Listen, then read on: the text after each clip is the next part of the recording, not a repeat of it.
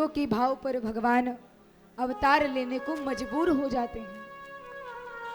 तो यहां मनु और शतरूपा जी को वरदान देकर भगवान आगे चले और अब और भी प्रसंग आते हैं। जय विजय को प्रताप भानु एक राजा था, दो भाई हरिमर्दन और प्रताप भानु। अच्छा खासा कुशल राज्य चल रहा था। शिकार करने गया, वन में गया, कपटी मुनि से भेंट हुई और उस कपटी मुनि के छल में, कपट में, चक्कर में पड़ के बेचारे प्रताप भानु ने उस पर विश्वास करके ब्राह्मणों को न्योता दिया और मांस परोस दिया। मांस बनवा कर परोस दिया गया और सभी महात्मा क्रोध में हो जाते हैं, श्राप देते हैं, परिवार सहित जाकर राक्षस हो जाओ।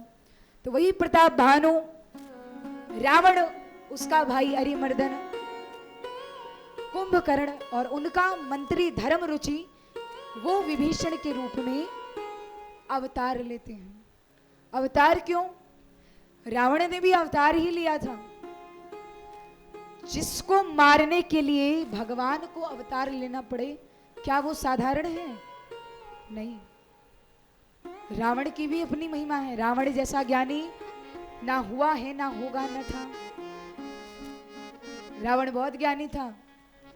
उसे पता था कि मेरा वध इसी रघु के वंश में होगा। किसी ने बता दिया था कि अगर दशरथ और कौशल्या का विवाह हो गया और इनसे जो पुत्र प्रकट होगा वही तुम्हारे मृत्यु का कारण बनेगा। तो इसलिए रावण ने बड़े प्रयत्न किए कि इनका विवाह ना हो, अगवा कर लिया। पर अंत में दशरथ जी और कौशल्या जी का विवाह भी हुआ और फिर उनको वरदान दिया गया कि अगर अब रावण ने विवाह के बाद इनको नुकसान पहुंचाने की कोशिश भी की तो रावण का सर्वनाश हो जाएगा। तो इसलिए रावण दोबारा ये कोशिश नहीं करता कि वो परेशान करे दशरथ जी को, कौशल्या जी को। और अब यहां पर रावण, कुंभकर्ण, विभीषण तपस्या करते हैं। ब्रह्मा जी आए, बोले वरदान मांगो। तो रावण कहता है मैं अमर हो जाऊं।